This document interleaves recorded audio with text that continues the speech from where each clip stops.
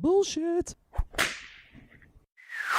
It's the No Bullshit Marketing Show. I'm your host, Dave Mastovich. Our guest today is Don Marinelli, but first, let's hit the bullseye.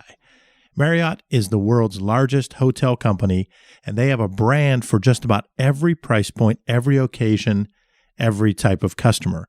And they've built these brands within the brand by focusing on the service-scape created by the physical appearance of each hotel brand. Marriott clearly positions its many brands, distinguishing them from each other and attracting well-defined market segments for each. Marriott built these distinctive hotel brands based on a complex strategy that focuses on hotel design, employee training, and selection to match the brand strategy. Think about that. Each of their brands, they try to match the employee and the training to that strategy. Their hit the bullseye target marketing and specific operational standards for each brand within the brand also make a big difference. What does that mean to customers like Don and me and you, the listeners? We quickly know what we're getting. Ritz-Carlton means luxury, while Marriott Courtyard means comfort and style for a business traveler or a family stay. The exterior design, signage, parking lot appearance, and landscape are all part of the service-scape. So is the interior design, equipment, air quality and temperature, sounds and scents. Your prospective and current customers think of you, and they segment you as much as you segment them, and they do it based on your service-scape. The look and feel of your service-scape tells your story to customers and prospects. Make sure it's the story you want to tell so you can hit the bullseye. The No Bullshit Marketing Show is brought to you by Audible.com. Get a free audiobook download and 30-day free trial at audibletrial.com/nobs. Try a book like The Power of Habit, Why We Do What We Do in Life and Business by Charles Duhigg.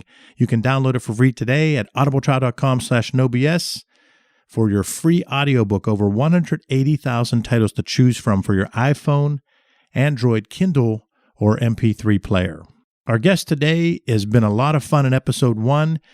Don Marinelli, Director of Innovation for 535 Media /Invin Global. Don's also the Academic Director of the Entertainment Technology Management MS degree program of Columbia University School of Professional Studies. He's done all kinds of cool stuff that he talked about in the first show. He and Randy Pausch, the man famous from the last lecture, were partners at Carnegie Mellon University. He'll talk about that a little bit more.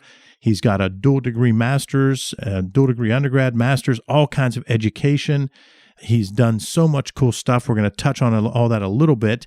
And for you Pittsburgh Pirates fans, he's also the guy you see dressed up in an oppressive pirate costume during games with great tickets. Don, welcome to the show. Great to be here.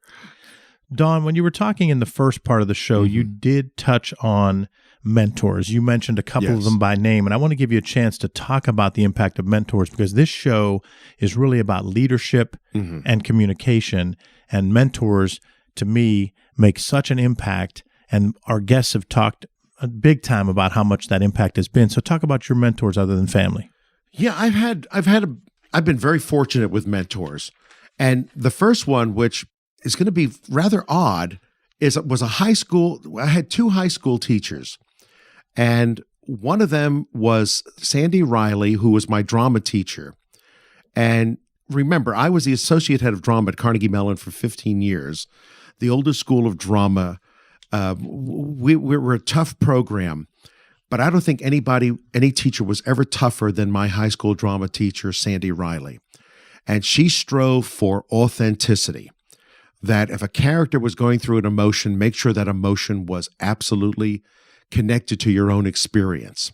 And if you hadn't, very often happily had that experience, be able to take something akin to that and extrapolate it so that it was magnified more, so that the reaction of the character was genuine. So she drew things out of me as a teenager that stuck with me my whole life. Another high school teacher I had was Mr. Obrantz. Mr. Obrantz was a literature teacher, and what he did that blew me away, and we're talking like 11th grade, he would assign 2 books to every individual student. He would get to know you, and he would say, you should read this book and that book, and then do a comparison. And that stuck with me. I had some of the most revelatory experiences. First of all, it was knowing that a professor cared that much to get to know me, to say, I think you want to read Thomas Mann's Buddenbrooks compared with so-and-so. And I was able in my own teaching experience a couple of times to be able to do that for a class. And I felt like I was making an impact, and I know the students felt that way as well. So both of them were guides. I mean, as mentors, they were guides. Then as I got older, I had two professors, Dr. Favorini and Dr. Katz. They were very different. Favorini was basically an older me, right? He was another Italian-American from New York City, and he ran the theater program at Pitt for like 3 decades. He founded the Three Rivers Shakespeare Festival. And the thing about Buck, his name is Buck, was he treated me no holds barred. I mean, in fact, I remember turning in a paper to him, and it came back literally with BS written on the front page. Talk about appropriate for the show. Mm-hmm. And I thought it was a really good paper. I thought it was like really good. And all I got back was this BS. And I sat down with him and I said, I'm not as strong as you think I am. Okay? I mean, I know the image you get is another Ginzo from Brooklyn, all right, who grew up in a typical Italian-American house, but it was too typical. I mean, it was beat each other down. And I know that you believe the cattle prod approach is what I need, but I need some TLC. All right. I'm going to redo this. I'm going to make it better, but I need some TLC. So that was an instance of me bearing my soul. And the great thing was he responded. It was like, okay, now I get it. You're not simply Don Corleone Jr. You're more fully human. Now, Leon was the smartest man I've ever met. He knew theater. He knew theater as if he was the muse himself. And he always treated you with respect. Always treated you with respect. I mean, his lectures were brilliant. I mean, there's a legion of like the children of Leon out there. But the thing that got me was I became his assistant, and he took care of me. I mean, he bought me more dinners than even now, if I'm with a student, I will pick up the check. And they'll be like, no, I can pay. And I'm like, you don't understand. This is me paying back, because I had teachers who fed me during those lean years. And while I know that today you're probably not as lean as I was back then, I have to do this. This is my mitzvah. All right, I have to do this. And both Leon and Buck are still around, and they provide guidance to me, as they age, what it means to be an elder statesman and all that. But I've had about 4 really solid mentors in my life. And I like what you said about how you learned from them, but you also learned how to give back. Oh yeah. That may a lot of that might be my own faith, my own spiritual background. I do believe it's about helping others and being a teacher. All right. I mean, being a teacher I used to tell my students, why do you come here and get a degree? Because I hopefully am going to give you in 2 years what it would take you 10 years to learn on your own. So what is this all about? It's about saving time and giving you more time to go out and try new things. And then your responsibility is to save the next generation, let's say 8 years, because you're going to teach them what you've learned, through experience and what have you, so they can go out and try new things. In other words, always letting them know that we're moving forward. We're constantly moving forward. It's how you grow as a society. Hopefully that's the way it is, right? So this is the No Bullshit Marketing Show. So I have to throw in some stuff about marketing and bullshit. And so what I like is you've been very forthcoming with some of the things in your past. And now I want to put you a little bit on the spot. Sure. So talk about a learning experience, and maybe you were a BS employee, a tough boss, or your communication wasn't what it needed to be. Looking back, When do you think you might have been guilty of some BS, and what do you think it might do to help our listeners? Well, I mean, in terms of true reflections, what I discovered the hard way was that I'm a really good leader and a not very good manager. Believing that, and it's sort of like the maturation of an aging hippie. You know, when you're 17 and the Vietnam War is going on and you're long hair and you're rebelling and all that, you know, like peace, love, and understanding seems like the simplest thing in the world. I mean, of course. I mean, how can you be opposed to peace, love, and understanding? Well, guess what? It's real easy, all right? Because the world doesn't really work that particular way. And my wants and your wants very often don't align. So that's been, you know, one of the things I did was I'm a globalist, all right? I believe in global, and I turned the Entertainment Technology Center into a global enterprise where I used to tell my students during those years when it was ETC Global, you have 4 semesters, why not go to 4 continents? Because for me, travel was always an incredible learning experience. When I was 14, I spent my summer in Italy, you know, traveled by steamer. I've always had this Wanderlust, and it's always incredibly educational. But I realized not everybody wants to get on a plane and travel 15 hours to Australia every other month. Or when in drama, we started the program to Moscow, you know, and that was the early 90s. I mean, communism had just fallen. And while it was eager and delightful for me to like get on the plane, let's go to Russia and start something, or let's go to Australia and set up a campus, not everybody was jumping for joy. All right. Other people had different priorities, family, health, just personal predilections about cultures and all that. And, when I retired, the Entertainment Technology Center stopped being global. You know, it only kept the campus in Silicon Valley. And that was a choice that was made. But I had to realize that, well, you know, Don, your global vision, maybe you were forcing it down the throats of people. All right. And when they weren't responding, you took that as, get with the program, as opposed to not listening to them or not making the proper case or what have you. What I learned the hard way is that there's a big difference between leadership and management. And I'm a real good leader. And I'm not a prophet, but, in terms of seeing the future, for example, right now, what I'm doing is Director of Innovation with Inven Global. That's all about eSports. Okay, eSports? What the hell are eSports? That's competitive video gaming. All right, I'm not a video gamer, but I see in the same way back in the mid-90s when early video games I saw were capturing the attention of young people who might have gone into theater or might have gone into the arts. And I'm like, well, what's the attraction there? And I realized a very important dynamic. It's called the democratization of acting, where by video games and gaming in general, anyone could become an actor. And by actor, I mean take on a different persona, a different objective, a different environment. They could immerse themselves in an imaginary world, which is what an actor does on stage. They could play out an objective. And what was even better, they had a reset button. So if everything went south and they died in the game or they got killed or they got captured or they lost, you push the button and I get to try again. In the theater, we call that rehearsal. All right, that was a rehearsal.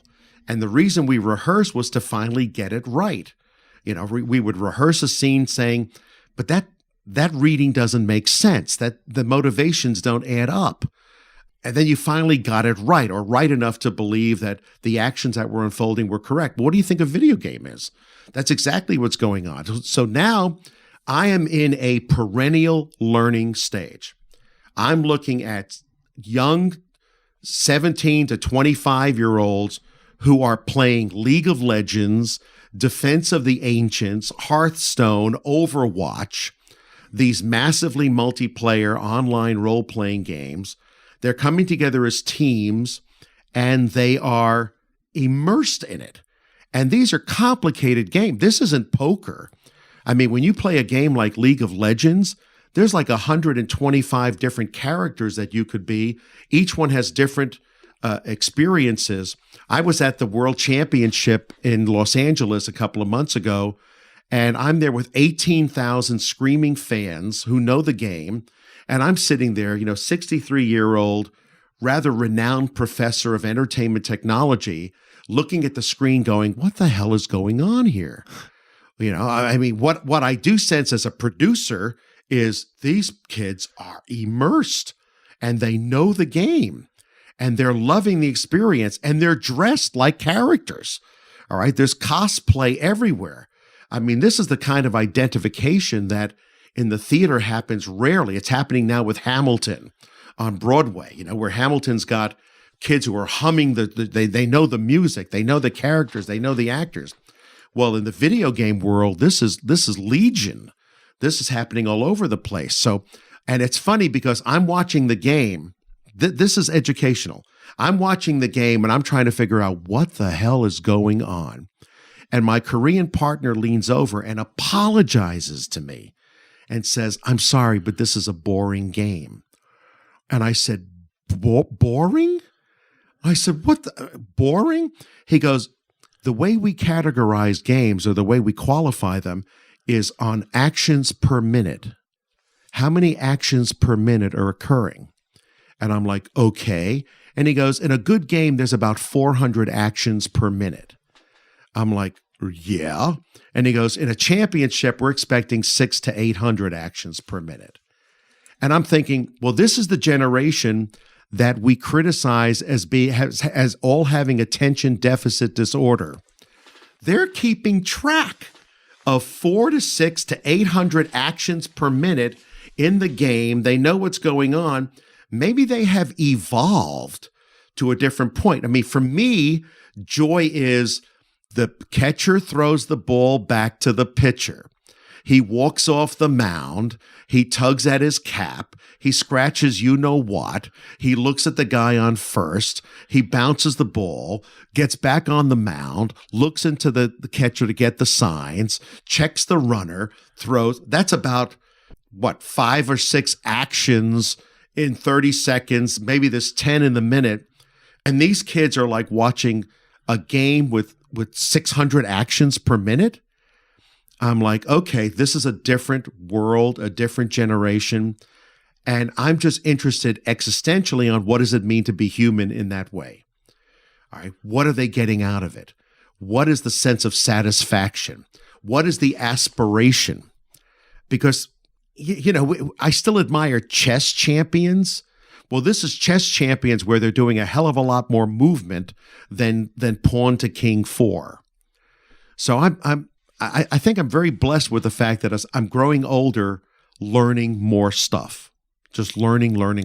You got about 3 major big ideas. First is the democratization of acting through video games.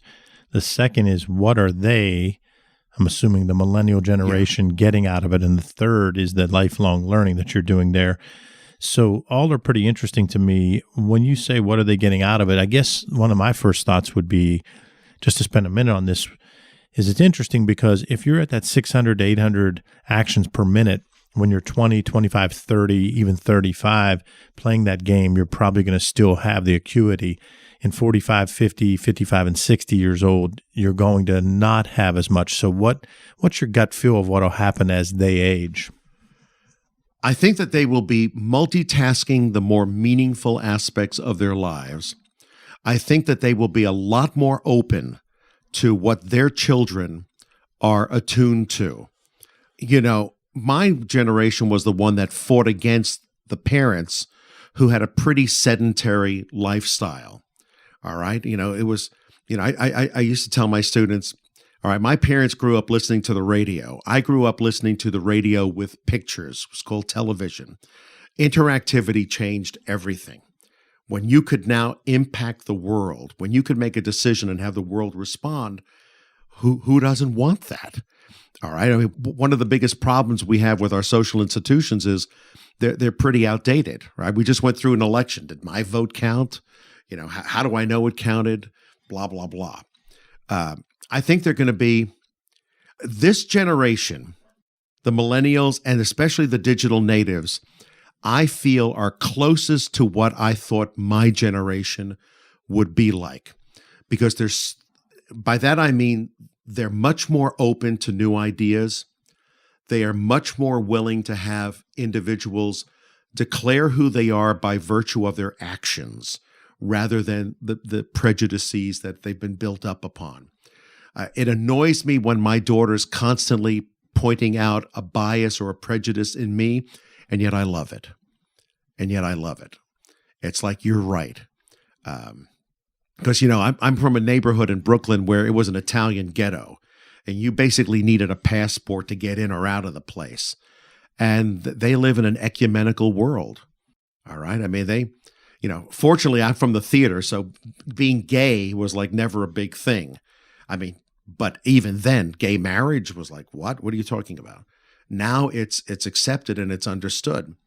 So I'm very hopeful about the future. I think that primarily the digital native generation, and what's the difference between the digital natives and the millennials? The digital natives have grown up from day one with interactivity, engagement, immersion as part of who they are. Millennials even still had to learn that. But the new kids, the kids born from 2000 on, who are now entering pretty much adulthood, 16, 17 years of age, for them, what I call the deistic dynamics have been part of their life. By that I mean the ubiquity of knowledge, the omnipresence, the sense of omnipotence. You have a question, just ask the ether and you'll be responded to. You'll get the answer. For them, that their world has no limits. It's really, if you can imagine it, why can't you do it? I mean, think about cancer's become basically a chronic disease rather than a death sentence. I mean, I'm a cancer survivor for 17 years. So I'm very optimistic about the future. That's Don Marinelli. Amazing background. You've been an amazing guest. Don, was there anything you thought I'd asked you that I didn't get around to? No, I love that it's no bullshit. All right. Because frankly, we've gone through an election cycle where there's been a lot of bullshit. And I think that you just have to attune yourself nowadays that there's tons of bullshit out there, and your job is to filter through it. Just filter through it. And sometimes it's a lot of work, but that's your responsibility if you're going to be part of the informed electorate. That's why it's a republic and not a democracy. Exactly. Don, thanks for being on the show. Pleasure. And to our listeners, thanks for joining us for the No Bullshit Marketing Show. Visit masssolutions.biz for show notes plus additional marketing and messaging resources. Are you signed up for light reading? You'll receive valuable strategies every other week to improve your marketing and transform your message. It really is light, intended to be read in 2 minutes or less, and it just might trigger bright ideas for you. To sign up, visit masssolutions.biz. And remember, ask yourself, what's the big idea? And build your story around the answer. It's all about bold solutions.